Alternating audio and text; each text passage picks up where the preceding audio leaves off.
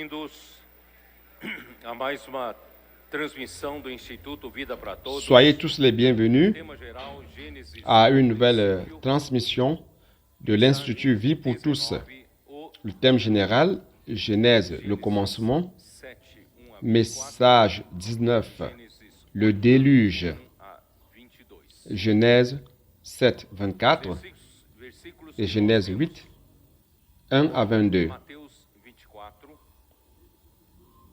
de 20 Les versets que nous avons lus, até 39, c'était Matthieu 24, Jesus mencionou de 37 à que, 39, assim como foi nos dias de Noé, lorsque assim será Jésus a dit do Filho do Homem. que ce qui arriva du temps de Noé arrivera de même à l'avènement du Fils de l'homme. Car dans les jours qui précédèrent le déluge, les hommes mangeaient et buvaient, se mariaient et mariaient leurs enfants jusqu'au jour où Noé entra dans l'arche. Et ils ne se doutèrent de rien, jusqu'à ce que le déluge vint et les emporta tous. Il en sera de même à l'avènement du Fils de l'homme. Esses versículos pareçam ser mais dirigidos Bien que ces versets paraissent être adressés comme avertissement à tout le peuple qui se trouve dans le monde, à tous les peuples. principalmente para os filhos de Deus, principalmente Mais l'avertissement ici, en fait, c'est principalement adressé au Fils de Dieu, principalement à nous qui sommes l'Église. sofrer a perdição eterna, Il est clair que nous n'allons plus connaître la perdition éternelle, recompensa mais il y a la question de la récompense, por 1000 anos ou alors exteriores. être laissé durant 1000 ans dans les ténèbres de l'extérieur. Donc, ces versets, je ne voudrais pas les lire aujourd'hui pour ceux de l'extérieur, mais pour ceux de l'intérieur. Nous allons montrer, bien-aimés frères et sœurs, qu'il est bon que nous nous rendions compte que nous ne sommes pas en train de vivre des jours tranquilles, comme si rien ne se passait. Et par rapport au jugement de Dieu, que dit cela donc, l'avènement du Seigneur est proche, alors nous ne devons plus vivre comme les autres, Fossem assim, comme si chaque jour haverá julgamento. est pareil éternellement. Non, il y aura un jugement. Tout ce qu'on fait ici sur terre sera jugé. Donc, il est bon que nous vivions d'une manière éveillée. E bebiam, Alors, casavam e davam-se em ici, casamento. Isso quer dizer ils mangeaient et buvaient, se mariaient et mariaient leurs enfants. Qu'est-ce que cela veut dire? Ça veut dire que chacun vivait une vie normale, mas os dias comme s'il s'agissait de n'importe quel autre jour. Mais les jours qui précédèrent le déluge, ele apregou Noé était le prédicateur de la justice. para as pessoas daquela geração Et il prêchait en disant aux personnes, à cette génération mauvaise et perverse, ninguém qu'il fallait qu'ils se repentent. atendeu Cependant, a pregação. personne n'a écouté sa prédication. Quando chegou o dilúvio, Ils se sont rendus compte uniquement lorsque le déluge est arrivé et que tous sont morts noyés. Comme je l'ai dit hier à Guarulhos, je ne sais pas acredito que não, si vous avez déjà eu l'expérience de la noyade. Je crois que non, parce que vous êtes vivant, n'est-ce pas? Tout le monde est vivant ici, mais moi, je l'ai déjà eu. exatamente por volta de 8 anos de idade, Je ne me rappelle pas exactement, je pense que j'avais à peu près 8 ou 9 ans. afogado ou quase morri afogado, né? E J'étais presque mort noyé. horrível você não poder respirar, C'est horrible sufocar. de ne pas pouvoir respirer, Ele só percebeu buvant de l'eau, vous étouffant.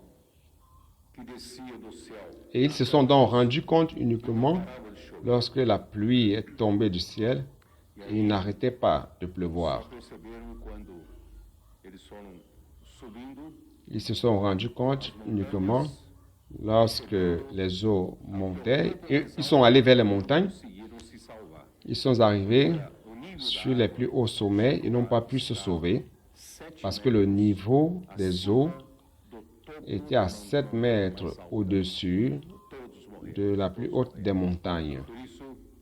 Tous sont morts. C'est pour cela, bien-aimés frères, le service de son, corrigez un peu, mon retour est horrible, c'est pas bon du tout. Donc, nous devons vivre.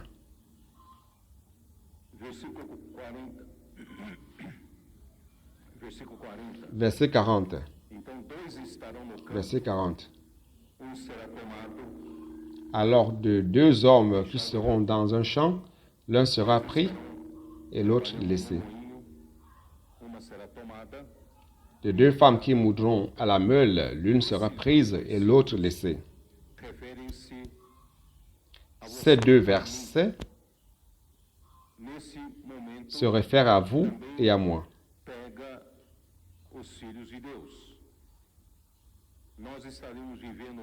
Dans ce moment-là aussi, va impliquer les enfants de Dieu.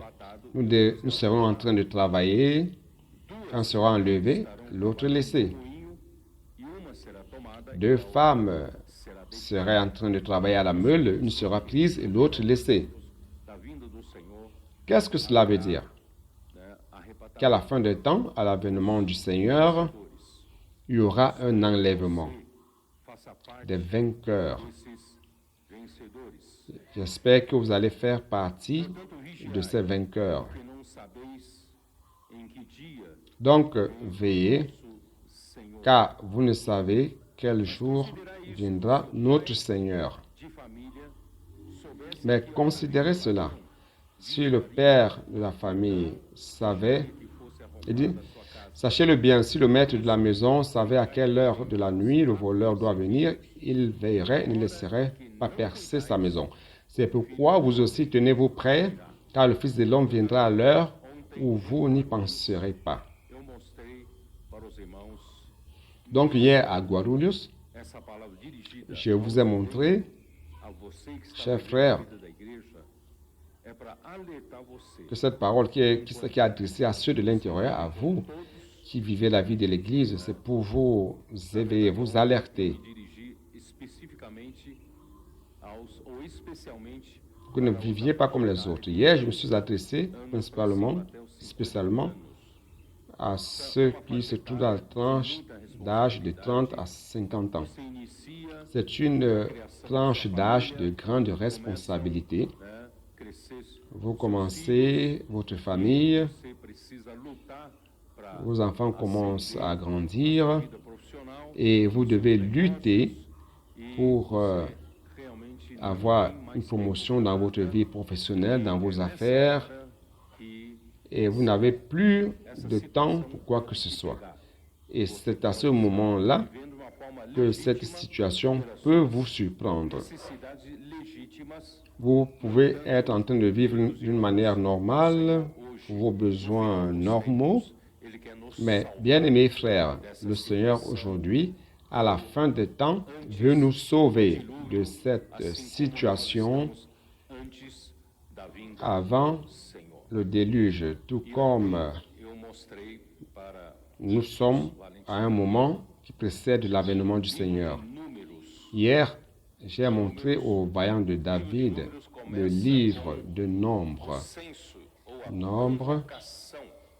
Le livre de Nombres commence par le recensement ou alors la convocation de l'armée du Seigneur. L'Église, le peuple de Dieu, est une armée. La lutte des royaumes a été annoncée juste après la chute de l'homme, lorsque Adam a désobéi à Dieu, parce que Ève a été trompée par le serpent et a mangé de l'arbre de la connaissance du bien et du mal dont Dieu avait dit qu'il ne fallait pas manger. Et en le mangeant, le péché est entré dans le monde par la désobéissance de l'homme, et la mort aussi est entrée dans le monde par le péché et s'est étendue à tous les hommes, et tous ont péché. Ainsi, Aí nous Deus, então, nous ne anuncia pouvions plus a nous luta de reconnecter à reinos, Dieu. está em Gênesis capítulo 3, C'est alors que versículo Dieu a annoncé une 15. lutte de royaume qui se trouve Porém, dans Genèse chapitre inimizade 3, entre ti, verset serpente, 15. Deus está falando com a serpente, Je mettrai l'inimitié entre toi et la femme, c'est-à-dire toi le serpent. Dieu s'adressait au serpent. Je mettrai l'inimitié entre toi et la femme, entre ta postérité et sa postérité. aqui está uma Celle-ci t'écrasera la tête et tu lui blesseras le talon. Donc ici, il s'agit de la lutte entre deux royaumes, entre a descendência da la postérité du serpent et la postérité de la femme. La postérité de la femme, du serpent, pardon, est représentée par toute l'humanité déchue qui a été envenimée par le serpent lorsque l'homme a mangé de l'arbre de la connaissance du bien et du mal. Le serpent, le venin du serpent a été injecté en l'homme, c'est-à-dire la nature pécheresse a été injectée en l'homme.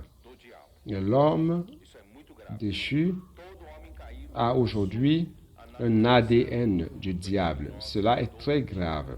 Tout homme déchu a la nature pécheresse du diable. Et Dieu a promis d'envoyer la postérité de la femme pour sauver l'homme de toute cette situation.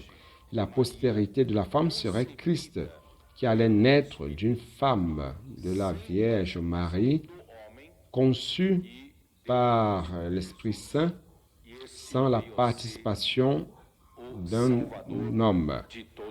Et elle a donné naissance à Jésus. Il est devenu le salut de chacun de nous. Donc, grâce soit rendue à Dieu. Dans l'histoire de l'Église, nous rendons grâce à Dieu pour la mort de Christ à la croix qui a versé son sang pour accomplir la rédemption éternelle. Il nous a rachetés à Dieu. Par l'effusion de son sang, Dieu a pardonné nos péchés et sa mort à la croix a crucifié aussi ce vieil homme qui a l'ADN du diable. Il est mort à la croix, ce vieil homme. Et nous rendons grâce à Dieu car aujourd'hui, nous vivons par la vie de Dieu. Nous sommes enfants de Dieu et par sa résurrection, nous avons une nouvelle vie. Nous vivons en nouveauté de vie. Cela, si nous vivons par l'esprit, si nous continuons à vivre dans la chair, si nous continuons à vivre par le vieil homme, par la chair, par la vieille nature de Satan. Mais nous rendons grâce aujourd'hui au Seigneur car il a un peuple qu'il a racheté. Et la période que nous vivons, c'est celle de son Église. Et au jour de la Pentecôte, l'Esprit Saint est descendu sur les 120 Galiléens qui étaient là. Et l'Église a été engendrée. Et nous sommes la suite de cette Église qui a été engendrée au commencement du 1er siècle. Aujourd'hui, nous sommes à la fin du 20e siècle. Il se sont passés déjà 2000 ans de l'histoire de l'Église. Et le royaume de Dieu n'a pas encore totalement été établi ici sur terre. C'est-à-dire que Christ ne gouverne pas encore son Église pour après utiliser l'Église comme base pour que Dieu puisse placer Christ comme chef sur toutes choses. Donc, chers frères, il nous reste peu de temps. À Expo Chrétien, nous avons lancé le livre « Les travailleurs de la dernière heure ». Et là, nous avons donné un message dimanche matin pour montrer aux personnes l'urgence.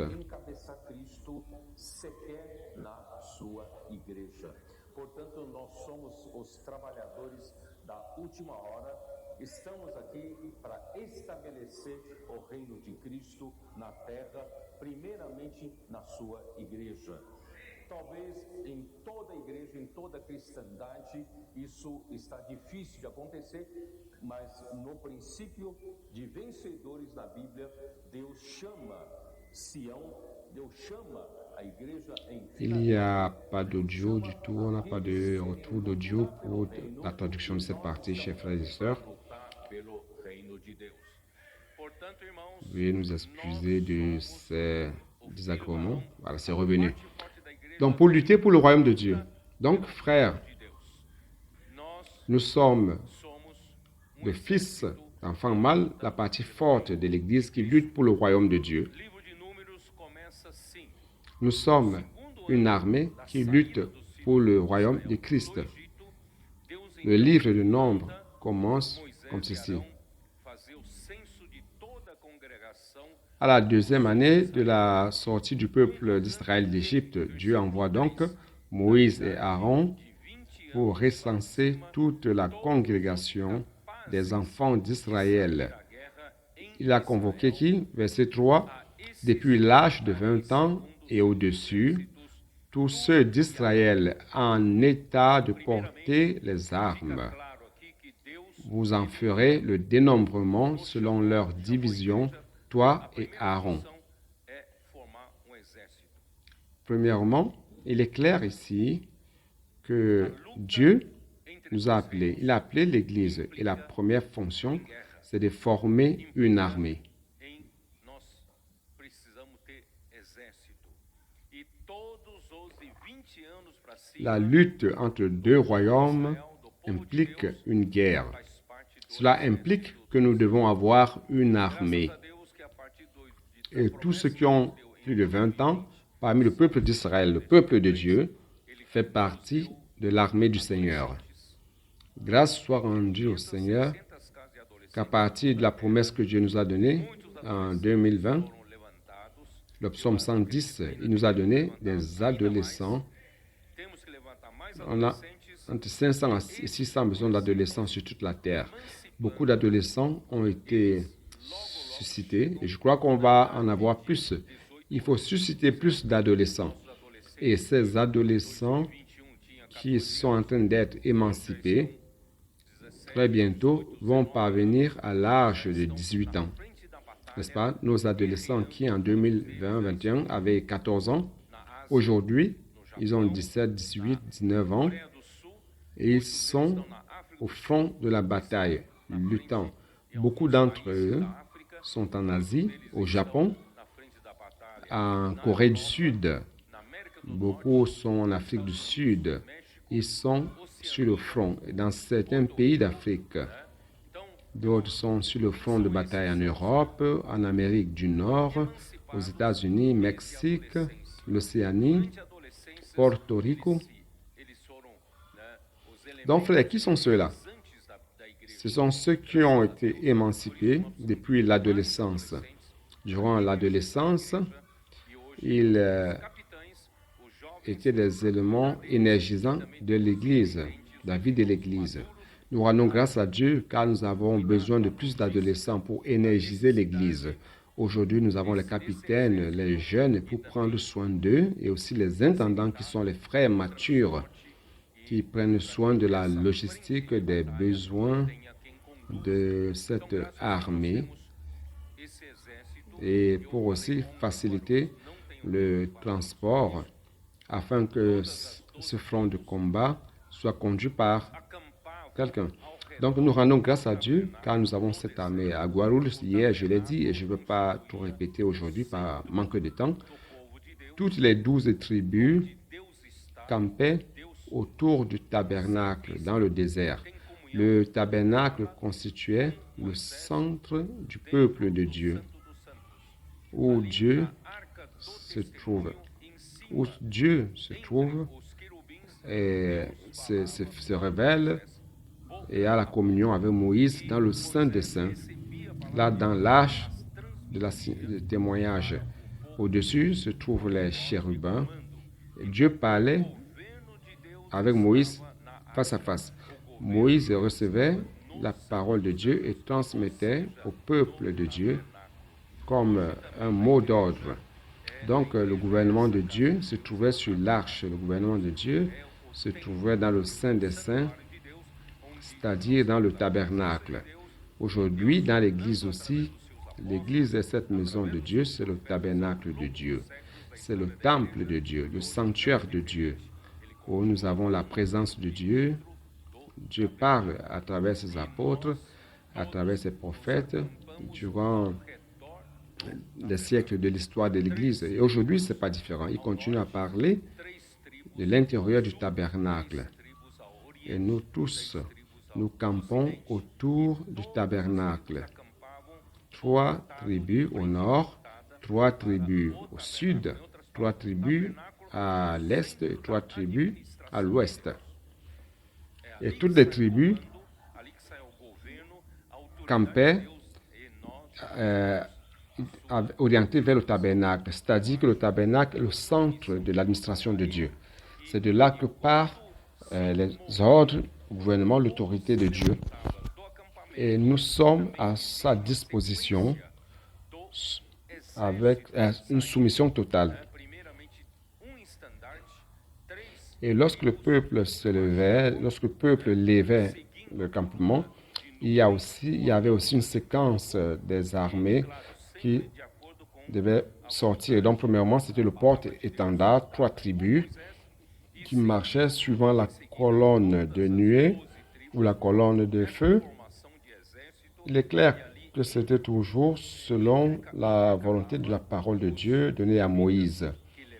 Et après, suivaient les autres tribus, 12 tribus, dans cette formation d'armée. Et on intercalait les Lévites qui transportaient les ustensiles du tabernacle. Parce que où Dieu leur ordonnait de camper, c'était les Lévites qui montaient le tabernacle rapidement. Et j'ai montré, je vais juste mentionner rapidement,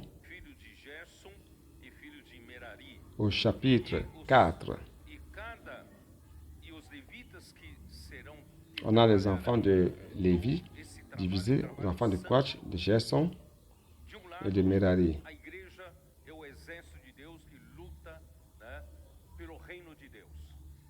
Les Lévites qui allaient travailler ce travail saint, d'un côté, l'Église, c'est l'armée de Dieu qui lutte pour le royaume de Dieu. Donc, grâce soit rendue à Dieu, nous avons des frères qui sont des très grands travailleurs.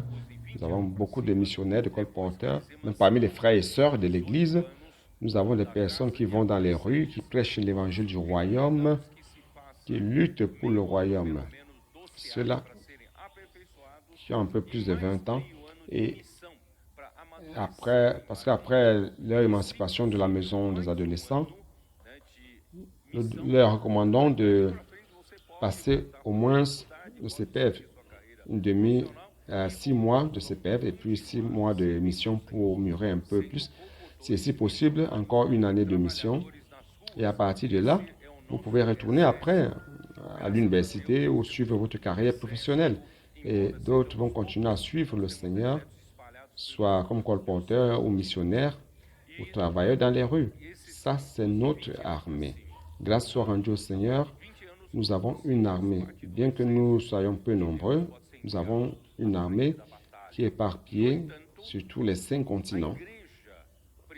Donc, c'est ceux qui ont plus de 20 ans. À partir de 20 ans, vous faites partie de l'armée de Dieu qui peut être envoyée au front de la bataille. Cependant, l'Église a besoin d'un service de coordination interne afin d'envoyer ces travailleurs. Donc, pour que ces travailleurs soient à l'extérieur, il faut une arrière-garde. Il faut un tabernacle bien organisé. Le service de tabernacle doit être bien coordonné. OK? Donc, c'est là où entrent en jeu ces enfants de Lévi, qui sont responsables pour transporter les ustensiles, qui transportent l'arche du témoignage, l'arche du chandelier, les portes encens, quoi d'autre, la table des pains. Donc, ce sont les enfants de Kehat. Et puis après, on a les enfants de Gerson qui doivent transporter les rideaux et tout le reste. Et les autres enfants, les colonnes. Donc, c'est-à-dire que tous ont une fonction. Vous avez déjà imaginé, au moment de transporter, s'il n'y a pas de responsabilité, s'il n'y a pas de coordination, s'il n'y a pas une bonne gestion, imaginez au moment de monter, on se dit, ah non, oubliez une table.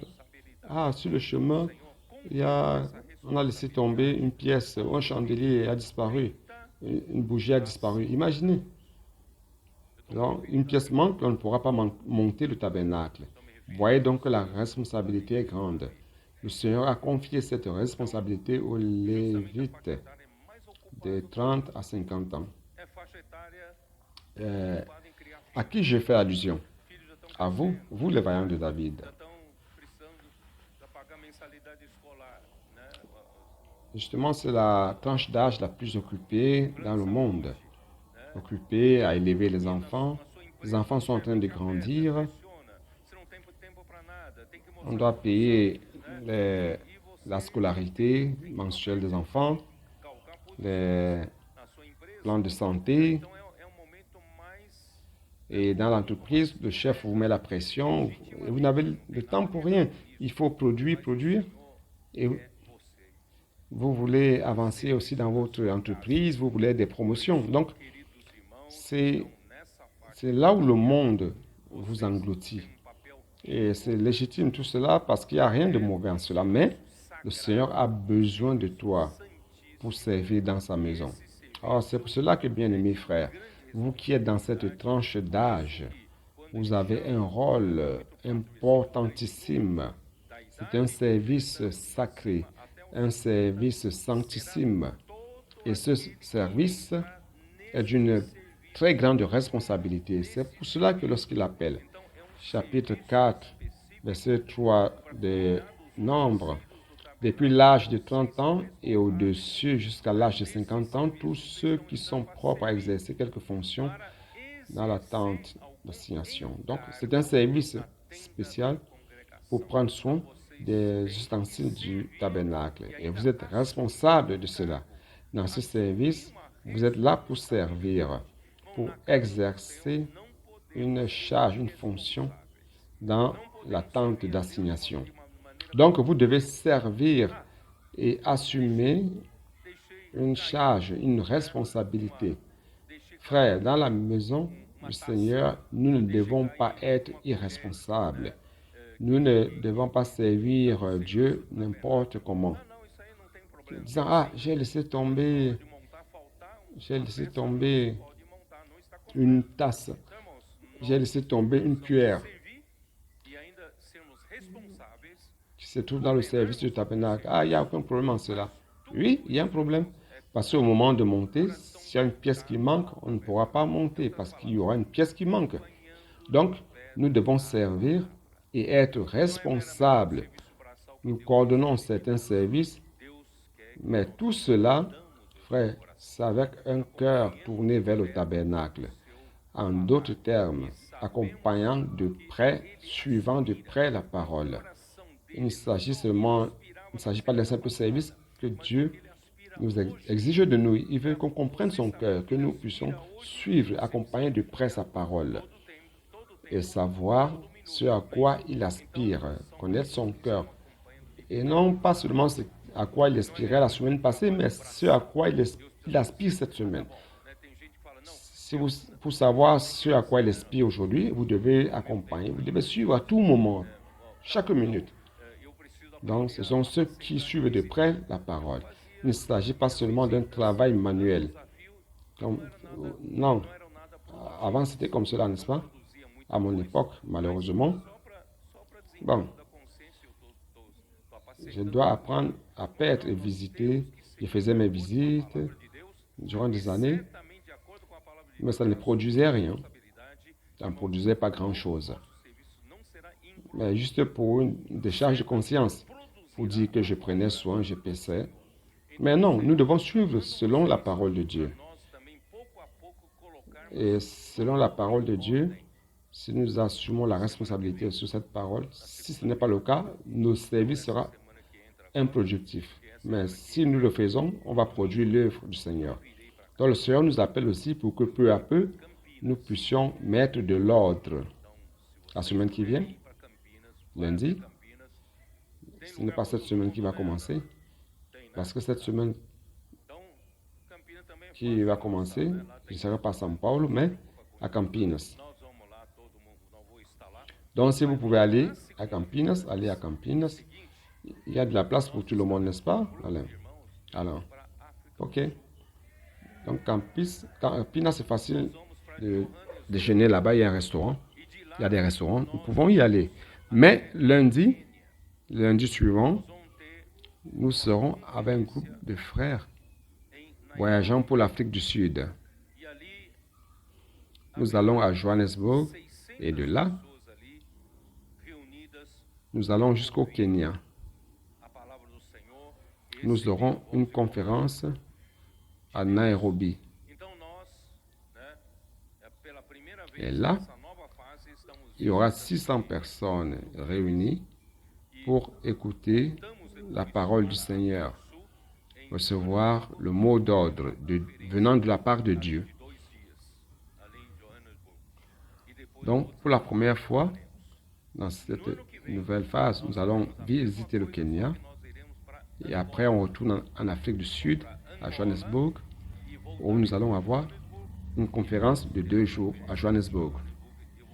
Et la semaine d'après, nous allons retourner. L'année prochaine, nous ferons la même chose, mais nous irons cette fois-ci en Angola et nous allons retourner à Johannesburg, où nous allons avoir une conférence à Johannesburg au retour. Ainsi, peu à peu, nous allons intégrer ces pays d'Afrique. C'est pour cela, frères, que ce travail, on a tant de travail à faire, chers frères. Le Seigneur veut vous inclure. Allons y participer. Et vous allez voir comme c'est très bon d'y participer. Hier, j'ai dit aux frères de cette tranche d'âge, allant de São Paulo, à partager ce matin, lorsque je parlais de Ecclésiaste, vanité des vanités, tout est vanité. Quand je suis arrivé vendredi à São Paulo, j'avais une conférence à Guarulhos samedi, j'ai marché dans les rues de São Paulo, j'ai vu des personnes, des travailleurs, la fatigue, le travail manuel, la sueur et tout cela. Et quand j'ai vu tout cela, j'ai dit, réellement la vie humaine n'est que fatigue. La vie humaine n'est qu'une vie de fatigue. Ces hommes qui sont là, transpirant, pour gagner quoi?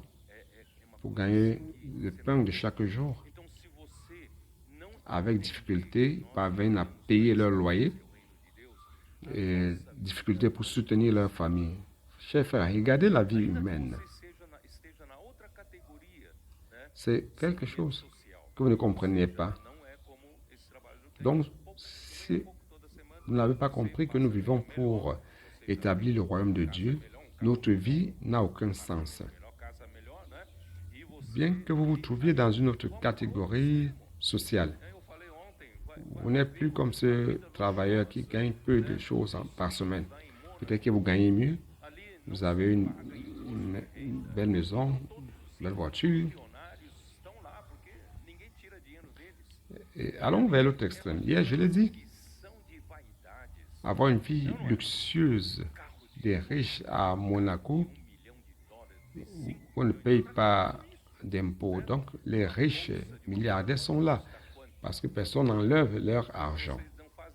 Donc là, c'est une exhibition de vanité, n'est-ce pas? Des voitures de luxe, des voitures qui coûtent 1 million de dollars, 5 millions. Pourquoi tout cela? Un sac à main d'une femme peut coûter combien? Vous n'avez même aucune notion du prix. Une chaussure, un vêtement, ça coûte combien?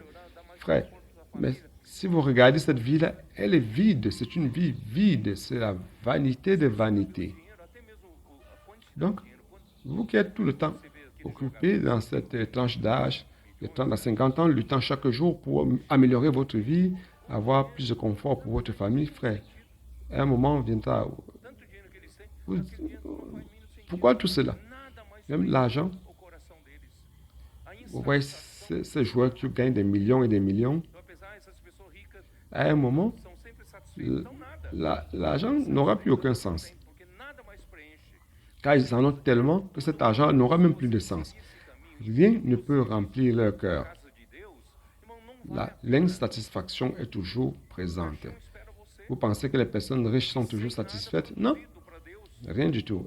Il y a de l'insatisfaction à tout moment car rien ne les remplit. C'est pour cela, chers frères, que c'est vanité de vanité. Si vous suivez cette voie et vous perdez le service dans la maison de Dieu, Você pensa chers frères, ça ne vaut pas la peine. que o dinheiro é para dar conforto. Le cercueil vous attend Chegar um tempo, você pode perder sua família. et sans avoir rien produit pour Dieu, n'est-ce pas? A melhor coisa é servir ao Senhor, Allons produire pour Dieu. sua família servir ao Senhor.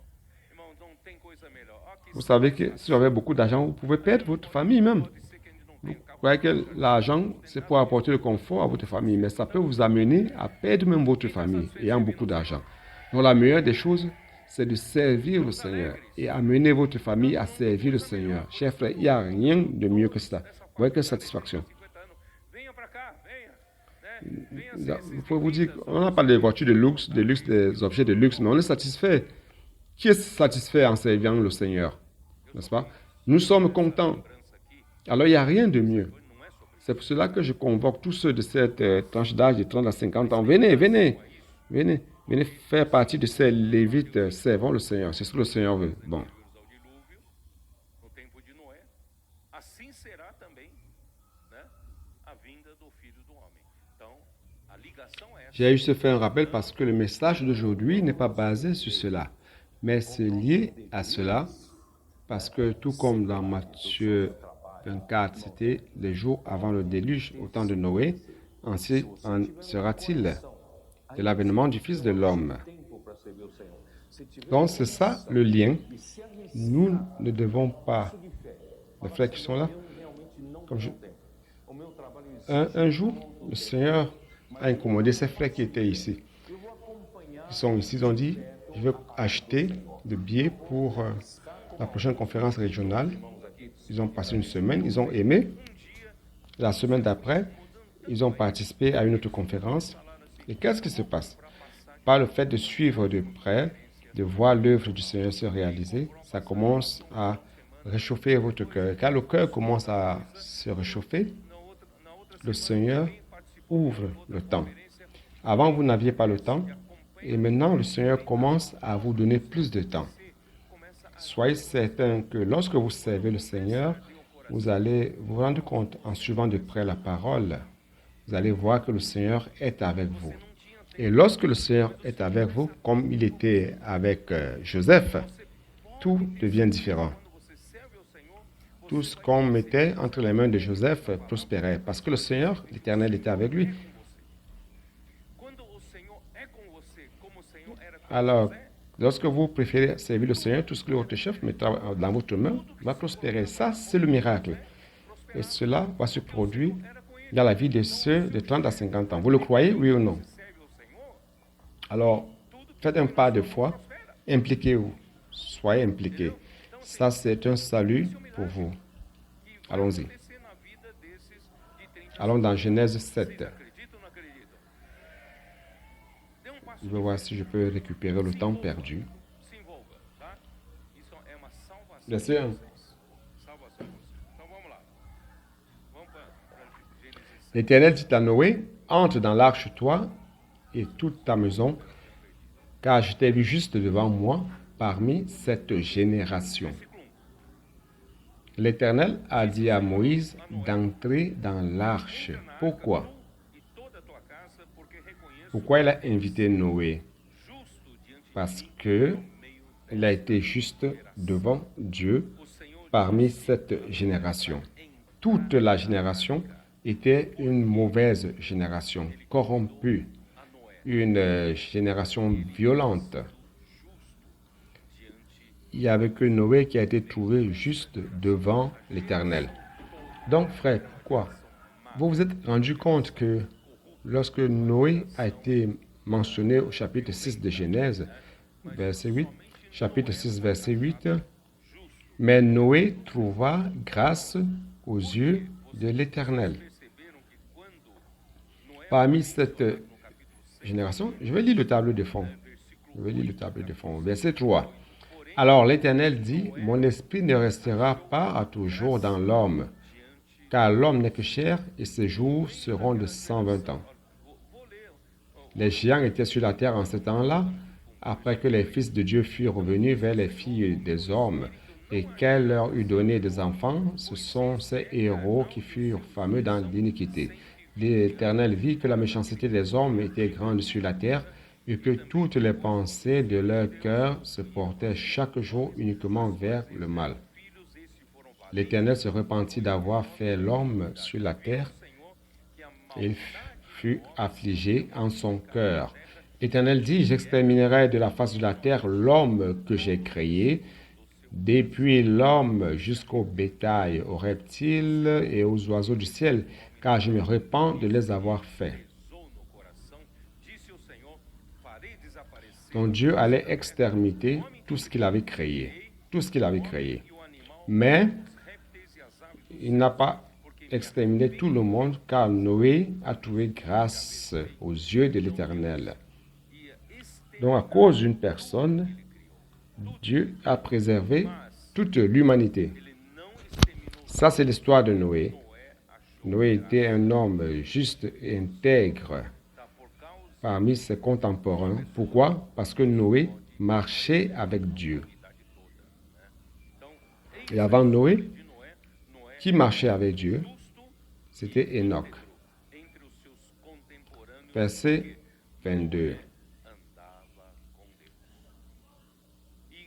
Enoch marchait avec Dieu et a engendré Mathusalem, ainsi de suite. Et il continue en disant, Enoch marchait avec Dieu et n'était plus, parce que Dieu l'a enlevé. Il y a une image. Je vais vous expliquer c'est quoi marcher avec Dieu. Est-ce que c'est un compagnon de chemin, un compagnon d'exercice, un compagnon de jogging? Allons faire un exercice. Est-ce que c'est ça l'objectif? Marcher avec Dieu, je dois faire des exercices. Est-ce que c'est ça? C'est quoi marcher avec Dieu? C'est quoi marcher avec Dieu?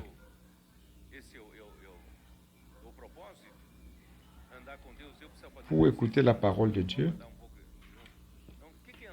pour écouter ce qu'il a dans son cœur, pour avoir l'intimité, pour savoir comment Dieu pense, ce que Dieu aime, quel est son cœur, quel est son objectif, sa volonté, qu'est-ce qu'il attend de moi aujourd'hui. Frère, le mot d'ordre. Donc, marcher avec Dieu, c'est cela, avoir la communion avec Dieu. Et avoir la communion avec Dieu, c'est écouter sa parole, savoir ce qui est dans son cœur et gagner ainsi l'intimité. Soyez certains, chers frères, que la parole de Dieu est sainte. Plus vous recevez la parole de Dieu, plus elle va vous sanctifier. Vous le croyez, oui ou non? Éphésiens 5 montre que Christ a aimé l'Église et s'est donné pour elle afin de la sanctifier. Donc, quand vous marchez avec Dieu, c'est pour écouter la parole de Dieu afin que Dieu ait une chance à travers sa parole de vous sanctifier. Et comment va-t-il me sanctifier? Comment va-t-il me sanctifier? Comment? C'est par le lavage de l'eau de la parole. Donc, je marche avec Dieu pour écouter la parole de Dieu et la parole de Dieu me lave par sa parole.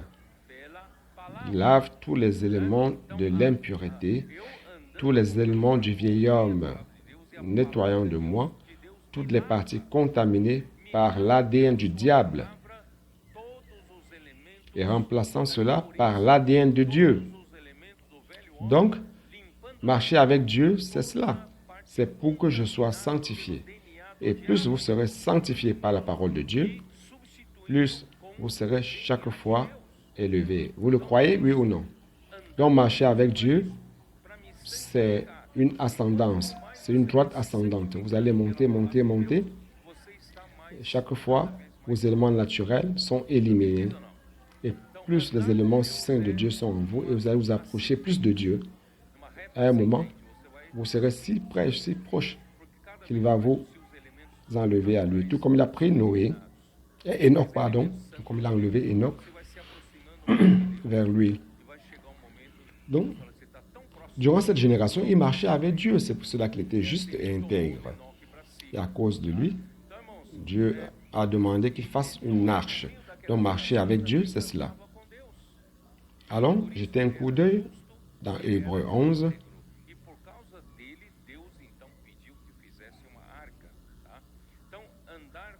J'avais montré ici le verset 4, chers frères, qui a été le premier à être justifié par Dieu par la foi, c'est Abel. On a toujours lu que Abraham a été justifié parce qu'il a cru en Dieu. Mais dans l'écrit de Hébreux chapitre 11, on voit que Abel avait déjà été justifié par Dieu par la foi. Et au verset 5, c'est par la foi qu'Enoch fut enlevé pour qu'il ne vit point la mort et qu'il ne parut plus parce que Dieu l'avait enlevé. Donc frère, car avant son enlèvement, il avait reçu le témoignage qu'il était agréable à Dieu. Le deuxième homme qui a vécu par la foi. Et le troisième, au verset 7, c'est par la foi que Noé, divinement averti des choses qu'on ne voyait pas encore. Dieu a dit qu'il allait envoyer le déluge. Mais le ciel est bleu, il n'y a aucun signe de pluie. Mais Noé a obéi à Dieu, il a construit l'arche. Vous imaginez? Quelqu'un qui construit une arche durant à peu près 100 ans, comme ça, de rien. Vous construisez, en général, on construit une barque près de la mer ou du fleuve. Mais il a construit une arche sur la terre ferme.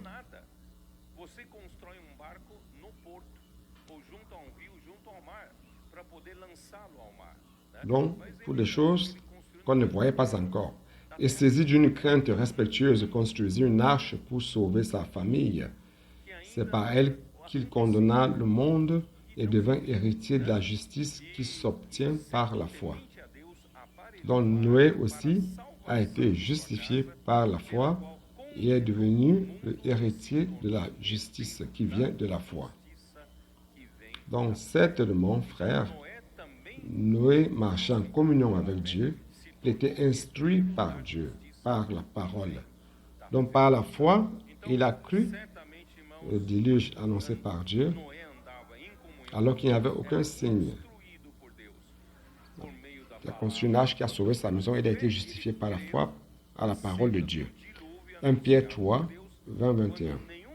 Jetez un coup d'œil, s'il vous plaît. 1 Pierre 3, 20. Qui autrefois avait été incrédule lorsque la patience de Dieu se prolongeait au jour de Noé pendant la construction de l'arche dans laquelle un petit nombre de personnes, c'est-à-dire 8, furent sauvées à travers l'eau.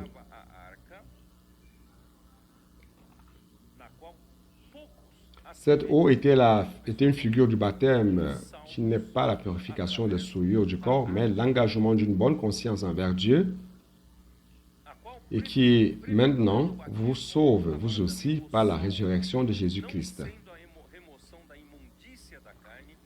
qui est à la droite de Dieu depuis qu'il est allé au ciel et que les anges, les autorités et les puissances lui ont été soumis.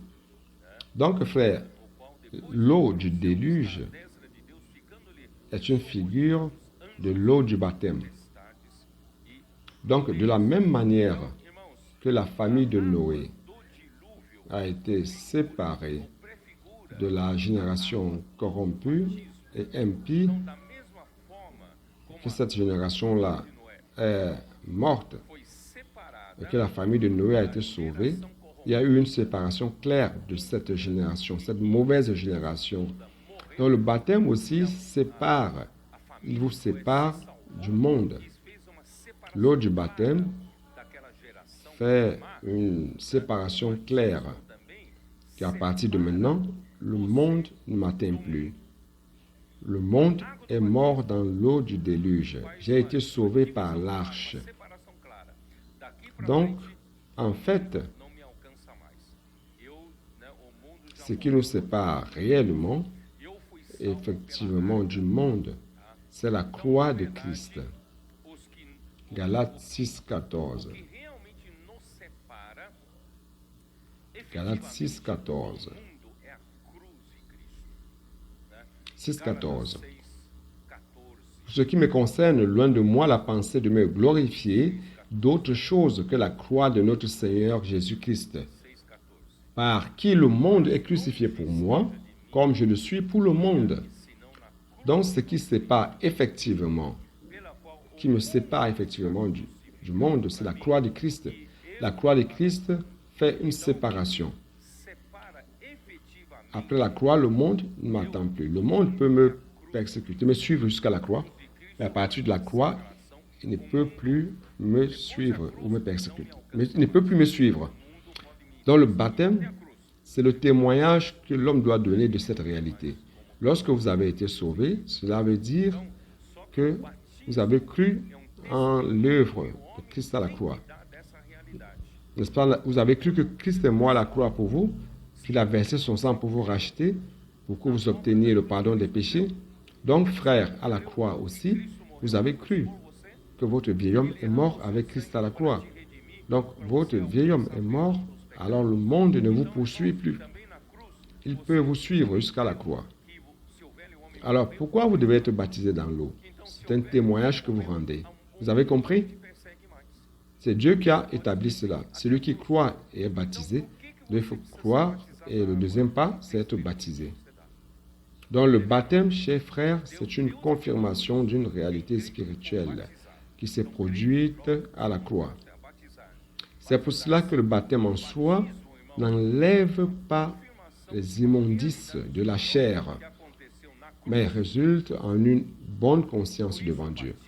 Après avoir été baptisé, vous avez une bonne conscience. Vous avez confirmé la réalité spirituelle qui s'est produite en vous et vous êtes de l'autre côté de la croix et le monde ne vous atteint plus. À la croix, notre vieil homme a été crucifié avec Christ. Il a été sépulté, enseveli aussi. C'est allons voir, c'est dans Romains 6, verset 3. Y aurait-vous que nous tous qui avons été baptisés en Jésus-Christ, c'est dans sa mort que nous avons été baptisés? Quand vous êtes baptisés dans la mort de Christ. C'est pour cela que j'ai parlé de la croix. Nous n'avons pas seulement été baptisés dans la mort de Christ. Non seulement on est mort avec Christ, mais vous avez été aussi ensevelis. Donc nous avons donc été ensevelis avec lui par le baptême en sa mort, afin que comme Christ est ressuscité des morts par la gloire du Père, de même nous aussi nous marchions en nouveauté de vie. C'est le verset 4. Donc, frères, c'est pour cela que les eaux du baptême, c'est un témoignage de ce que lorsque Christ est mort à la croix, mon vieil homme est mort aussi à la croix. J'ai été baptisé dans la mort de Christ à la croix. Et non seulement cela, j'ai été enseveli aussi avec lui. Donc mon vieil homme est enseveli là. Il ne va plus m'incommoder. Mais maintenant, chers frères, je vis donc en résurrection. Parce que Christ est ressuscité, aujourd'hui, je vis en nouveauté de vie. En d'autres termes, je vis dans le nouvel homme, dans la nouvelle création. C'est pour cela que le verset 5 dit, « En effet, si nous sommes devenus une même plante avec lui par la conformité à sa mort, nous le serons aussi par la conformité à sa résurrection, sachant que notre vieil homme a été crucifié avec Christ. Notre vieil homme a été crucifié avec lui, afin que le corps du péché fût détruit pour que nous ne soyons plus esclaves du péché. nosso velho Nous ne sommes plus esclaves du péché. corpo do pecado seja destruído e não sirvamos o pecado Allons-y. como escravos. Não somos L'entrée de Noé dans l'arche représente notre entrée en Christ. Le saviez-vous? Lorsque vous entrez dans l'arche, a nossa. comme Noé est entré dans l'arche, Você sabia disso não? Dieu Quando você vous a fait entrer en Christ. na arca, como Noé entrou na arca, Deus, Parce que vous savez que l'arche est énorme, mais n'a qu'une seule porte. porque Cristo Les sapeurs-pompiers ne donneraient pas un brevet à une barque comme celle-là qui n'a pas de porte de secours. Voilà. Il n'y avait qu'une seule porte. rota de fuga, Alors, qui est cette porte? Allons dans Jean chapitre 10. tem uma porta, né? Só tem uma porta. Jean chapitre Que 10, é essa, que é essa porta? Dá uma olhada verset em João 7. capítulo 10. Jésus leur dit encore, João capítulo 10. en vérité, je vous le dis, 7, Jesus je suis la porte des brebis. Verset 9. em verdade, vos Je suis la porte. eu sou a porta da. Je suis la porte. Il n'y a qu'une seule porte. Christ est la porte. A porta. Eu sou a porta. Si quelqu'un entre par moi, Cristo il sera sauvé. Il entrera et il sortira et il trouvera des pâturages. será Tu entreras dans l'arche, tu seras sauvé et après le déluge, tu sortiras e achará et tu trouveras des pâturages. entrar na arca. Donc Christ est la porte. E depois do dilúvio, Donc, frère, comment entrer dans l'arche? Comment entrer par cette porte qui est Christ?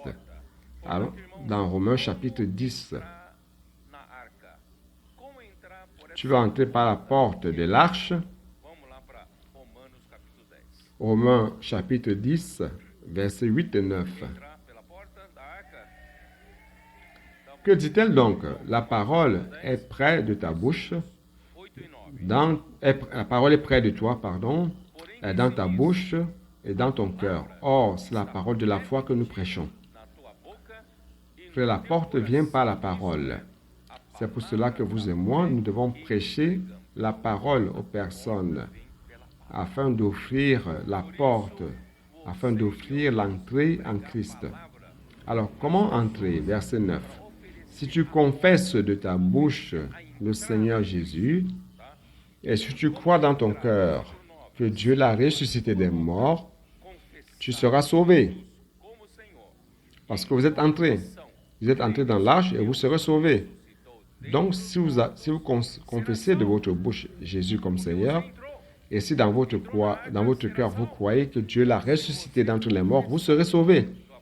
Donc, ça, c'est la porte d'entrée. Creres OK? que Deus o ressuscitou dentre os mortos, será salvo. Chapitre Então, 6 essa é a porta de Jean de 47. entrada, tá bom?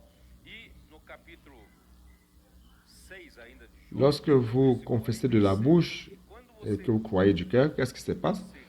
Chapitre 6 de Jean, verset 47. confessa com a boca, crê no seu coração, que Jean 6, 47. capítulo 6 de João, versículo 47. Qu'est-ce qui se passe? En vérité, je vous le dis, celui qui croit en moi a la vie éternelle.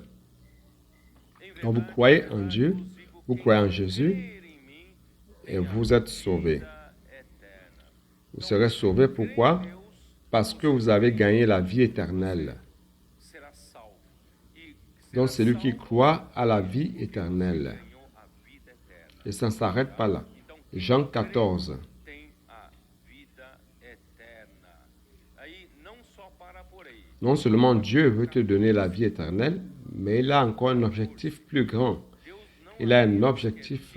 Lorsque vous entrez par la porte de l'arche, tem propósito Dieu maior, veut vous conduire propósito. à travers Jésus-Christ comme porte. Deus quer Il veut vous conduire você através jusqu'au pâturage. Donc, como a porta, allons-y au verset 3, chapitre 14, verset 3.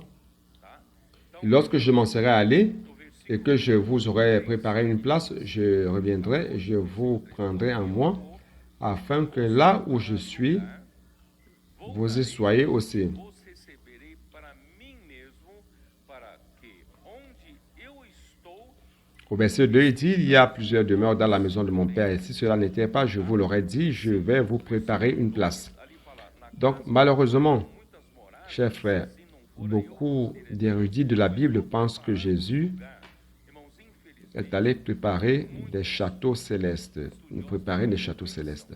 que Jesus foi Dès qu'il nous prépare un condominium, mansões celestiais para nós, je ne sais pas tá? si vous avez reçu, Preparando condomínio de casas, tá? Então, c'est un layout, não sei se você recebeu c'est un plan de maison pour voir quelle maison vous voulez habiter dans l'éternité. Frères, beaucoup ont ce rêve, pensant que le Seigneur est en train de nous préparer une maison. Et qu'il faut déjà réserver votre maison. Vous dites au Seigneur ce que vous voulez. Vous lui demandez quelle maison vous voulez, avec piscine ou sans piscine. Mais il ne s'agit pas de ça. quantos dormitórios, quantos... Quel est le lieu que Jésus est allé nous préparer? Mas não é isso não. Hmm? Qual é o lugar que o Senhor Il dit afin que foi preparar para nós? où je suis, que vous y soyez aussi. Para que C'est-à-dire que vous êtes entré par Jésus, qui est la porte. nós também. Comment êtes-vous entré? Você En confessant Jésus comme Seigneur, en croyant que Dieu l'a ressuscité d'entre les morts. Vous avez cru, vous avez reçu la vie éternelle. Et avec la vie éternelle, Jésus veut avancer un peu plus. Il veut vous conduire jusqu'où il se trouve. Alors, où se trouve-t-il? Il est dans le Père. até onde Ne croyez pas en moi? Verset 11. ele está no Croyez-moi, je suis dans le Père et le Père est en moi. versículo 11. Croyez du moins à cause de ses œuvres. Pai, e o Pai Je suis está em mim. Crede ao dans le Père. por causa Je ne veux pas seulement être la porte par laquelle vous entrez pour être sauvé, mais je veux vous conduire jusqu'au Père. ser a porta para você entrar para ser salvo, mas eu quero conduzir você até ao Pai. Je ne sais pas si vous avez écouté le message de la semaine surpassée. Je vous ai dit que l'arche avait 3 niveaux. Vous vous rappelez de ça? Le premier niveau représente l'esprit. La première expérience que vous avez en croyant au Seigneur Jésus. Votre expérience, c'est avec l'esprit. Oui ou non? Avec l'esprit. Éphésiens 1. Ou não? Est-ce que je dois parler encore de tout cela? Efésios 1, Éphésiens 1, será que tem que falar tudo de novo? Éphésiens 1, verset 13. En lui, vous aussi, après avoir entendu la parole de la vérité, donc tout vient par l'écoute, n'est-ce pas? L'évangile de votre salut. A palavra da verdade vem En lui, vous avez cru en Christ, o evangelho et vous avez été scellés du Saint-Esprit qui avait été promis. C'est-à-dire que la première expérience que vous avez au Seigneur Jésus, c'est l'expérience avec l'Esprit. L'expérience par l'Esprit. L'Esprit vous a scellé. Et à partir de là, vous avez un sceau. Vous ne voyez pas. Vous avez un badge. Alors, c'est plus qu'un badge. C'est un sceau qui est gravé dans votre cœur. Les anges viennent. Les anges voient, les personnes ne voient pas. Vous ne voyez pas. Mais c'est le sceau de l'Esprit Saint. Donc, vous avez déjà eu la première expérience avec l'Esprit au premier niveau. C'est pour cela que Jean 14, verset 16, il dit, je prierai le Père et vous donnera un autre consolateur qui sera avec vous pour toujours. Jésus va demander au Père d'envoyer l'Esprit, le consolateur qui sera toujours avec nous. Et qui est cet autre consolateur? C'est l'Esprit de la vérité, que le monde ne peut recevoir parce qu'il ne le voit ni le connaissent, mais vous, vous le connaissez, car il habite avec vous et il sera en vous. Qui habite? Qui habitait avec les disciples? C'était Jésus. Mais après sa mort et résurrection, il deviendrait cet esprit de vérité qui serait toujours avec ses disciples. En d'autres termes, Quand vous avez cru au Seigneur Jésus, votre première expérience, c'était avec l'Esprit, et cet Esprit est avec vous à tout moment. Amen. Le saviez-vous, oui ou non? L'Esprit de vérité, c'est un autre consolateur qui habitera avec vous pour toujours. C'est pour cela qu'on ne peut pas perdre le salut. Il y a des gens qui disent que j'ai fait tant de mauvaises choses, je pense que j'ai perdu le salut. Frère, on ne peut pas perdre le salut parce que l'Esprit que vous avez reçu, c'est pour toujours. Vous pouvez perdre la récompense. C'est pour cela qu'on encourage tout le monde à ne pas perdre la récompense. Mais le salut, on ne le perd pas. Dans l'esprit de vérité, la première chose à laquelle nous avons l'expérience, c'est au premier niveau. Donc, après, on va au niveau intermédiaire. C'est l'expérience avec Christ. Et l'expérience avec Christ. Jean 14.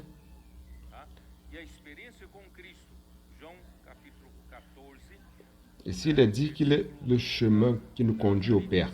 Verset 6. Jésus lui dit, je suis le chemin, la vérité et la vie. Nul ne vient au Père que par moi. Personne ne parvient au troisième niveau sans passer par le premier. Donc, vous comprenez?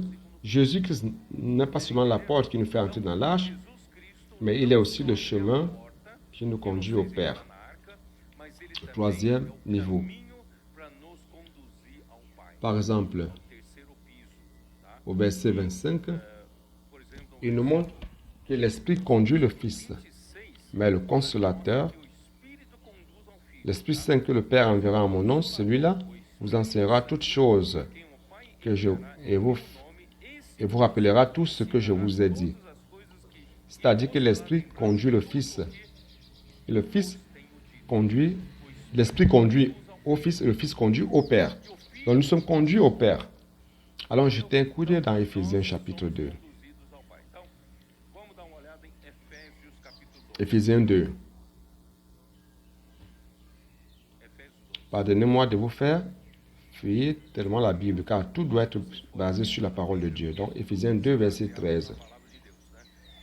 Mais maintenant, en Jésus-Christ, vous qui étiez jadis éloignés, vous avez été rapprochés par le sang de Christ, car il est notre Père, lui qui des deux n'en a fait qu'un et qui a renversé le mur de séparation, l'inimitié, ayant anéanti par sa chair la loi des ordonnances dans ses prescriptions, afin de créer en lui-même avec les deux un seul homme nouveau, établissant la paix. Il parle des Juifs et des païens, n'est-ce pas? Et de les réconcilier l'un à l'autre en un seul corps, afin que Dieu, par la croix, en détruisant par elle l'inimitié. Il est encore annoncé la paix à vous autres qui étiez loin, et la paix à ceux qui étaient près, car par lui, nous avons les uns et les autres accès auprès du Père par un même esprit. Donc l'objectif final, c'est de nous conduire au Père. Ô Seigneur Jésus.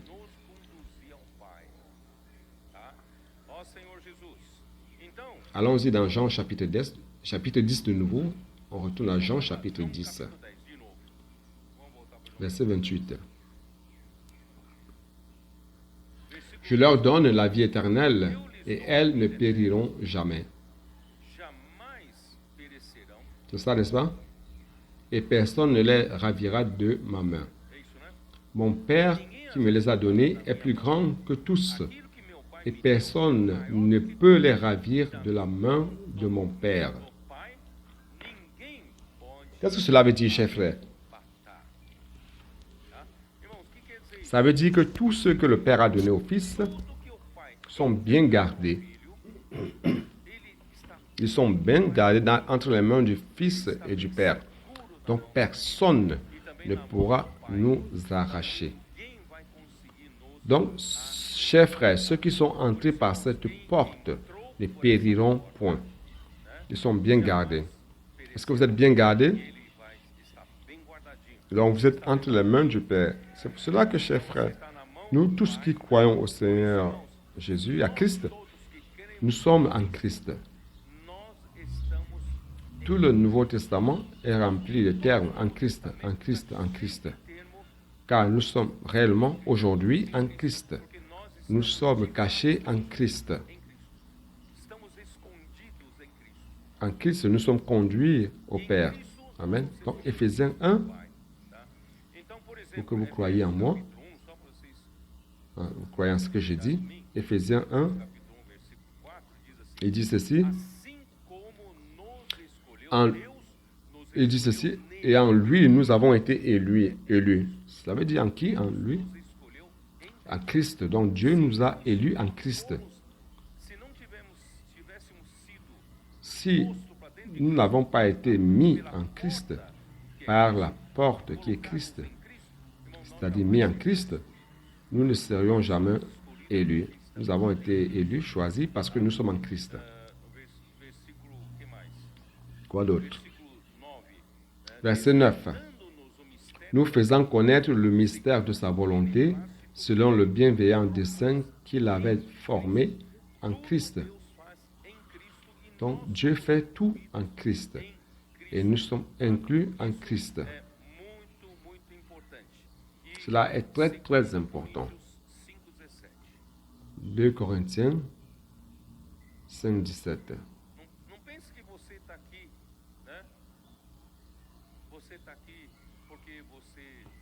Ne pensez pas que vous êtes ici parce que vous méritez, que vous êtes venu par votre propre mérite. Chers frères, nous ne méritions rien. Nous sommes ici tout simplement grâce à Christ. Nous sommes en Christ.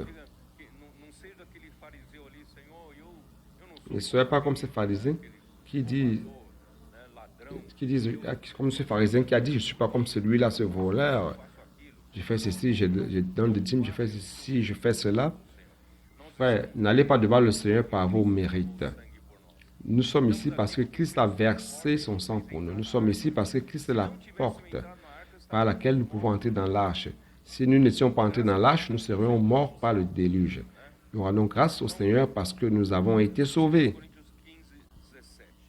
Dans 2 Corinthiens 5, 15 à 17, il dit, verset 17, pardon, si quelqu'un est en Christ, il est une nouvelle créature.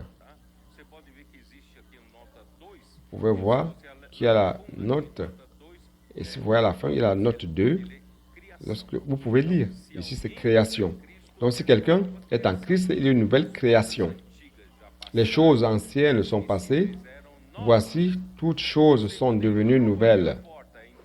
Lorsque vous êtes entré par cette porte-là, la porte de l'arche, vous êtes déjà en Christ.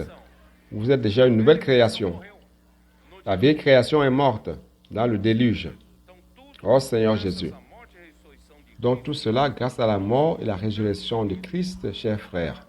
Nous sommes transportés, c'est dans Éphésiens 2,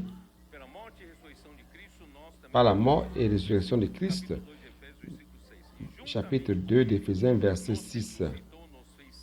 Il nous a ressuscités ensemble et nous a fait asseoir ensemble dans les lieux célestes en Jésus-Christ.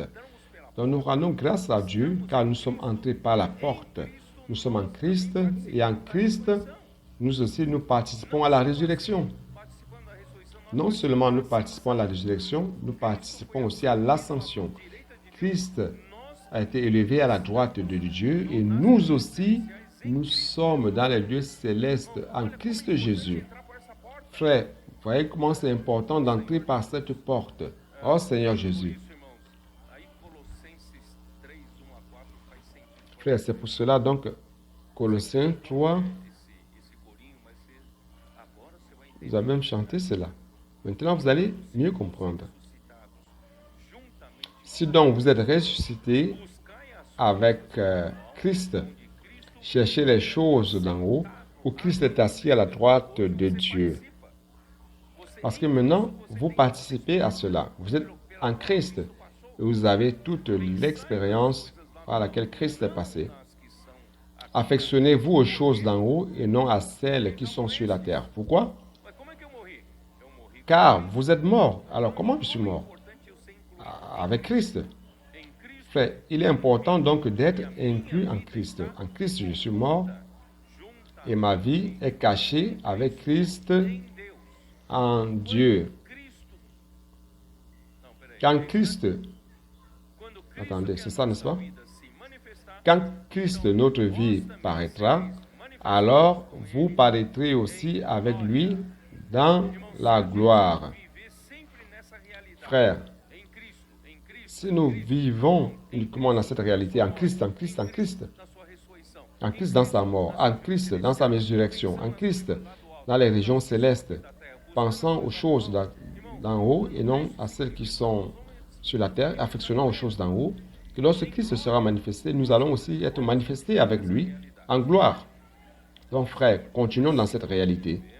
Oh Seigneur Jésus, mais si nous vivons dans la chair, Éphésiens 4, si nous continuons à vivre dans la chair, vous vous retrouvez dans une autre réalité et non plus en Christ. Chapitre 4, verset 22. Dans quel sens? Il dit, à vous dépouiller, eu égard à votre vie passée, du vieil homme qui se corrompt par les convoitises trompeuses.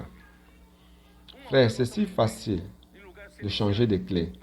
Une fois on est en Christ, une autre fois dans les lieux célestes, mais lorsqu'on tourne la clé vers la chair, on se retrouve dans le vieil homme qui se corrompt selon les convoitises trompeuses de la chair.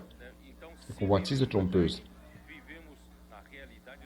Donc si nous vivons dans la chair, nous vivons dans la réalité du vieil homme qui se corrompt. Mort par nos offenses, Éphésiens 2, 1 à 3, mort dans nos offenses, les offenses de nos péchés, dans lesquels nous marchions autrefois selon les trains de ce monde, selon le prince de la puissance de l'air. Et cela nous mène donc à être des enfants de la rébellion, comme dans la vieille nature. On va retourner dans Genèse 7. Je n'ai pas beaucoup avancé, n'est-ce pas? Genèse 7, de 1 à 5. Je vais lire le verset 2.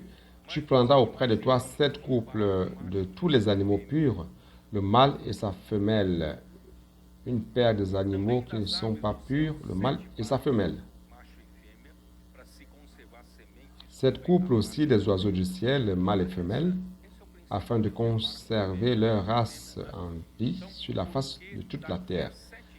Ça, c'est le principe de Dieu, c'est femelle, mâle, femelle, mâle, femelle. Il dit, car encore 7 jours, je ferai pleuvoir sur la terre 40 jours et 40 nuits, et j'exterminerai de la face de la terre tous les êtres que j'ai faits. Pourquoi il a préservé ces animaux mâles et femelles?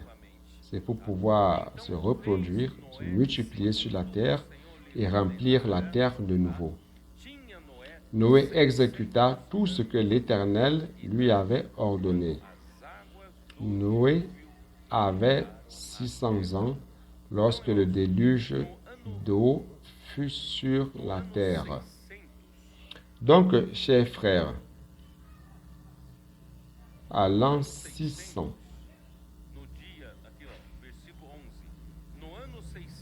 à l'an 600, ici au verset 11, à l'an 600 de la vie de Noé, le second mois, le 17e jour du mois, en ce jour-là, toutes les sources du grand abîme jaillirent, et les écluses des cieux s'ouvrirent. La pluie tomba sur la terre 40 jours et 40 nuits. Ce même jour entrèrent dans l'arche Noé, Sem, Cham et Japheth, fils de Noé, la femme de Noé et les 3 femmes, ainsi de suite, ainsi de suite. Mais, ici, vous voyez, au verset 10, 7 jours après, quand Noé est entré dans sa famille, n'est-ce pas, les eaux du déluge furent sur la terre. Donc, avec l'entrée de Noé, ce n'était pas le 17 de 2, mais c'était 7 jours avant, c'est-à-dire le jour 10 du deuxième mois de l'an 600 de vie de Noé. J'ai préparé un nouveau graphique. Vous savez que la tête d'un ingénieur ne parvient pas à comprendre les choses sans graphique. Donc, je vous ai préparé un graphique. Vous pourrez avoir accès à cela. Et cela va vous montrer le temps. Vous serez surpris. Noé est resté dans l'arche. Le moment où il est entré et sorti, c'était 1 an et 17 jours. Vous n'aviez pas idée de cela, n'est-ce pas?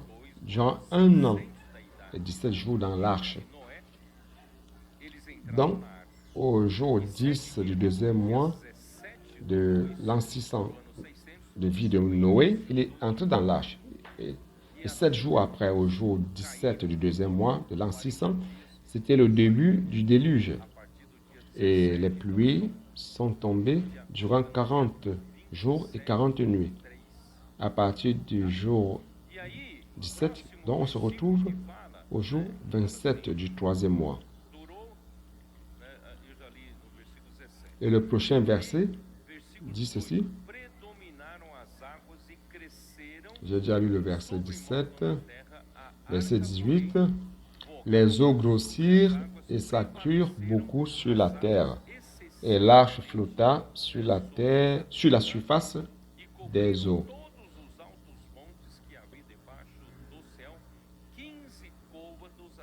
Les eaux grossirent de plus en plus et toutes les hautes montagnes qui sont sous le ciel furent couvertes. Les eaux s'élevèrent de 15 coudées au-dessus des montagnes qui furent couvertes. C'est-à-dire que même les montagnes les plus élevées avaient de l'eau 15 coudées au-dessus. C'est à peu près 7 mètres. Donc 7 mètres, personne ne survit, n'est-ce pas? Vous n'avez pas 7 mètres de hauteur. Personne ne survit. Donc personne n'a survécu. Tous les êtres qui vivaient, aucun être qui respire, qui a le souffle. Quand la Bible dit, les êtres vivants qui ont le souffle, ce sont les êtres qui respirent. Alors vous respirez, donc vous avez besoin de l'air. Donc tous sont morts. Tout ce qui se mouvait sur la terre périt, tant les oiseaux, ainsi de suite, ainsi de suite. Tout ce qui avait respiration, souffle de vie dans ses narines, qui était sur la terre, sèche, mourut. Tous les êtres qui étaient sur la face de la terre furent exterminés, depuis l'homme jusqu'au bétail, aux reptiles et aux oiseaux du ciel. Ils furent exterminés de la terre. Il ne resta que Noé et ce qui était avec lui dans l'arche. Les eaux furent grosses sur la terre pendant 150 jours. J'ai mis sur le graphique 150 jours. Depuis le jour du déluge, les eaux furent grosses sur la terre jusqu'au 17, jour 17 du mois 7. Donc c'est quelle marque ici? C'est la marque, c'est le jour où l'arche s'est posée sur la montagne Ararat. Peut-être que l'arche se trouve encore là jusqu'aujourd'hui, je ne sais pas. Donc sur une montagne élevée de l'Ararat. Donc, chapitre 8, verset 1. Dieu se souvint de Noé et de tous les animaux et de tout le bétail qui était avec lui dans l'arche. Et Dieu fit souffler un vent sur la terre et les eaux s'apaisèrent. Les sources de l'abîme et les écluses du ciel furent fermées, et la pluie ne tomba plus du ciel. Les eaux se retirèrent de dessus la terre, s'en allant et s'éloignant, et les eaux diminuèrent au bout de 150 jours. Non, ce sont ces 150 jours où les eaux ont prédominé sur la terre. Verset 6. Au bout de 40 jours, Noé ouvrit la fenêtre qu'il avait faite dans l'arche. Et là, chers frères, j'ai mis 40 jours. C'est le jour 10 du 11e mois. Noé a ouvert la fenêtre au-dessus et il a lâché un corbeau qui est sorti et revenait jusqu'à ce que la terre eusse séché, jusqu'à ce que les eaux eussent séché sur la terre. Qu'est-ce que cela veut dire? Pourquoi Noé a lâché premièrement le corbeau? Qui le sait? Porque, Hmm? bom, antes disso eu preciso comentar um pouco. A arca repousou sobre as montanhas de Ararat, isso no capítulo 8, versículo 3, não é isso? Avant cela, je dois commenter un peu. 4, no dia L'arche 17 do s'est século, posée sur la a montagne. arca repousou sobre as C'est au verset 3 du chapitre 8. C'est posé sur la montagne. e as montanhas de Ararat representam a Et il dit, verset 4, le quatrième mois, le 17e jour du mois, l'arche s'arrêta sur les montagnes d'Ararat. Les montagnes d'Ararat représentent la résurrection de Christ, car après la mort vient la résurrection. La montagne d'Ararat, c'est les montagnes les plus élevées des autres montagnes. para que nós andemos em novidade de vida. Donc ça représente la résurrection de Christ. Christ est ressuscité des morts par la gloire du Père, afin que nous marchions en nouveauté de vie. J'ai montré cela dans Romains 5.4. Les eaux ont commencé à diminuer.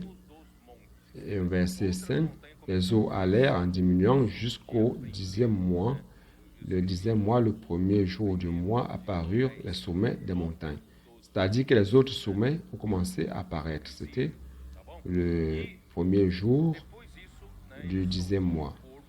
Les sommets des autres montagnes commençaient à être visibles. Imagina Après cela, a terra depois que a água il a lâché estariam un corbeau 40 jours plus tard. Pourquoi? Donc il a lâché un corbeau. Imaginez la terre après que les eaux um animal de hábito ont baissé, ce serait rempli de cadavres. De cadavres. Le corbeau est un animal qui a une habitude de comer carniça. nécrophage. Pomba. Se ele soltar pomba, pomba não gosta de cadáver. Donc le corbeau O corvo gosta de... aime manger des Irmãos, o que quer dizer isso? cadavres. Si vous lâchez la colombe n'aime pas les cadavres, mais le corbeau, oui. Donc, chers frères, qu'est-ce que cela veut dire? Hmm? Ça veut dire que la nature pécheresse que Satan a mise en l'homme aime la mort. Negativa. Alguém falando negativamente. Mais celui qui sait le Seigneur doit fuir la mort. Lorsqu'une parole négative vient jusqu'à vous, quelqu'un qui parle négativement autour de vous, vous devez être de ceux qui n'aiment pas la mort, car vous n'êtes pas un corbeau. Ici au Brésil, il n'y a pas de corbeau, n'est-ce pas? Urubu, né? Est-ce qu'il y a le corbeau? Coisa em hábitos também é Il n'y a pas de carniceiro. corbeau, mais il y a plutôt les charognards. Você não é urubu. Au Brésil, il y a beaucoup de vautours, de charognards. C'est la même chose, en habitude. Ou você gosta de morte? Ils s'alimentent des cadavres. Quando Donc vous n'êtes pas alguém un vautour, vous êtes une colombe. errado, vamos dar uma olhada em Ou alors, vous aimez-vous la mort? capítulo 6. 6. Lorsque quelqu'un faisait un vœu de naziréen, allons voir dans le livre de Nombre, chapitre 6. Vocês querem servir o Nombre Senhor? 6. Pour servir le Seigneur, Versículo 6. j'appelle les vaillants de David. Sua consagração para o Senhor Vous voulez servir le Seigneur? se aproximará de Alors, verset 6. fuja Pendant tout le temps qu'il a voué à l'Éternel, il ne s'approchera point d'une personne morte. Fuyez la mort. tem que ter coragem. Il y a des gens qui, par amitié, Porque ont é uma encore questão de vida. les liens avec ceux qui sont impliqués dans la mort. Vous devez avoir le courage de couper cette Se amitié. alguém fizer nazireado, voto de Parce qu'il s'agit d'une question de vie ou de mort pour vous. pode aproximar de Ok? cadáver, nem por seu pai, nem por sua mãe. Donc, si quelqu'un avait fait un vœu de naziréen, il devait se consacrer à l'Éternel et ne devait pas s'approcher d'un Natural por ele cadavre, d'une personne morte, ni même de son père ou de sa mère. tem que cortar. Até isso você tem que cortar. Nem Si votre père a été contaminé par la mort et vous, par votre amour naturel, vous écoutez les choses de la mort, eu tenho muita vous devez amizade couper. com Même ça, vous devez couper. tem que cortar. Tudo Ni même votre frère, ni même votre tem que cortar. sœur. Ah, ce frère m'a aidé de par le passé, j'ai une amitié avec cette sœur. Non, vous devez couper. morrerem por Tout ce qui est mort doit être coupé. do seu Deus está sobre a sua cabeça, né? Por todos os dias do seu nazireado, santo Donc será. pendant tout le temps de son naziréat, il sera sacré. Si quelqu'un meurt subitement près de lui, E contaminar a cabeça do seu nazireado, donc durant le temps de son naziréat, il serait saint pour le Seigneur. Si quelqu'un mourait, quelqu'un meurt subitement près de lui et que sa tête consacrée devienne ainsi souillée, il se rasera la tête le jour de sa purification et il le rasera le 7e jour. ele acabou ouvindo. C'est-à-dire, même si vous n'avez pas Irmão, isso aconteceu comigo. de faute en cela, si quelqu'un meurt autour de vous, si vous êtes contaminé par la mort, vous devez être purifié. Car si vous, que vous le veuillez ou non, vous avez écouté la mort. Cela s'est passé avec moi, cher frère. Dans les années 80, j'ai dû demander au Seigneur de me nettoyer. C'est horrible d'être contaminé par la mort. C'est pour cela que vous ne devez pas vous contaminer par la mort. Nous devons fuir de la mort spirituelle, couper les relations avec ceux qui s'impliquent dans la rébellion, qui critiquent les leadership établis par Dieu et qui éparpillent les paroles négatives. Não havia onde pôr. Noël a aussi lâché une colombe, car la colombe se nourrit de vie et non de la mort. Elle est revenue, car il n'y avait pas d'endroit où poser le pied ou la patte. La vie a besoin de temps pour germer, mais la mort était là. Les personnes étaient là, mortes. Mas esperou mais Mais 7 dias, soltou. pour la vie, il faut attendre que les eaux baissent et que la vie commence à germer, n'est-ce pas? Allons-y. Donc il a lâché la colombe est retournée. Soltou uma pomba para Il a attendu 7 jours de nouveau. a superfície da terra. Allons lire, allons lire. Achando onde pousar o pé, retornou a ele para Verset 9, porque as águas verset 8. cobriam ainda a terra. Noé Il lâcha aussi la colombe pour voir si les eaux avaient diminué à la surface de la terre. Mais la colombe ne trouva aucun lieu pour poser la plante de son pied, et elle revint à lui dans l'arche, car il y avait des eaux à la surface de la terre. Il avança la main, la prit et la fit entrer auprès de lui dans l'arche. Et il attendit encore 7 autres jours, et il lâcha de nouveau la colombe hors de l'arche. La colombe revint à lui sur le soir, et voici une feuille d'olivier os que vivem a qui était dans son bec. Heureusement qu'il n'a pas ramené un morceau de chair. não Dans Noé, cela, en fait, ça signifie la vie, cette feuille. Donc ceux qui vivent la vie saine de l'Église s'alimentent de la vie não é lata de lixo. et non de la mort. Nós somos pombos. Il y a des gens qui ne veulent écouter que des rumeurs. Ah, j'aime écouter des critiques, E vamos lá. des choses de ce type. Non, nos oreilles ne sont pas No primeiro des ordures, des ano 600, bacs à ordures. as águas secaram. Nous nous alimentons de vie car nous sommes une colombe. Allons-y au verset 13. A arca e olhou, eis que L'an 601, le premier mois, le premier jour du mois, les eaux avaient séché sur la terre. Noé ôta la couverture de l'arche. Il regarda et voici la surface de la terre et avait séché. não, peraí. No primeiro Donc frère, voyez bien, dia, ça primeiro dia, c'est le 27 du mois 2, n'est-ce pas? né? Noé abre a Non, non, attendez. porque o solo estava Premier jour, n'est-ce pas? Premier jour, não saiu. c'est le premier jour Quando não houver du premier mois. Donc 1 de 1, premier jour du premier mois, Noé enleva la couverture, il a vu que la terre était sèche, mais il n'est pas sorti. irmão, nós devemos assim. Tant qu'il n'y avait pas encore l'ordre de Dieu, bien que logiquement il pouvait sortir, car la terre était sèche, il n'est pas sorti tant que Dieu n'avait pas ordonné. Nous devons être comme cela. Nous ne devons pas suivre notre logique. Nous devons suivre la parole de Dieu. Irmãos, aí, versículo, né, 19, eles Le second mois, le 27e jour du mois, la terre fut sèche. Alors Dieu parla à Noé en disant, sors de l'arche, toi et ta femme, tes fils et les femmes de tes fils avec toi. e tomando Et au verset 19, ils sont sortis de l'arche. Oh Seigneur Jésus. ofereceu holocausto sobre o altar. Donc immédiatement, Noé bâtit un autel à l'Éternel. Verset 20. Il prit de toutes les bêtes pures et de tous les animaux purs et il offrit des holocaustes sur l'autel. L'Éternel sentit une odeur agréable Et l'Éternel dit en son cœur, je ne maudirai plus la terre à cause de l'homme, parce que les pensées du cœur de l'homme sont mauvaises dès sa jeunesse. Et je ne frapperai plus tout ce qui est vivant comme je l'ai fait. Tant que la terre subsistera, les semailles et la moisson, le froid et la chaleur, l'été et l'hiver, le jour et la nuit ne cesseront point. Amen. Qu'est-ce que ça veut dire? Ça veut dire que l'autel, c'est l'endroit où l'animal est immolé et son sang versé pour remplacer le sang de l'homme pécheur. Donc frère, pour que l'homme soit accepté devant Dieu, dans Hébreux 9, 2 dit que sans effusion de sang, il n'y a pas de pardon de péché. Donc Noé a entendu cela, il est sorti de l'arche, il n'a pas fait autre chose sinon de monter un autel. Il a immolé un animal pur qu'il a sacrifié à l'Éternel. Et l'Éternel sentit une odeur agréable de cet arôme. Frère, c'est là où vous comprenez pourquoi Abel a été accepté et non Caïn.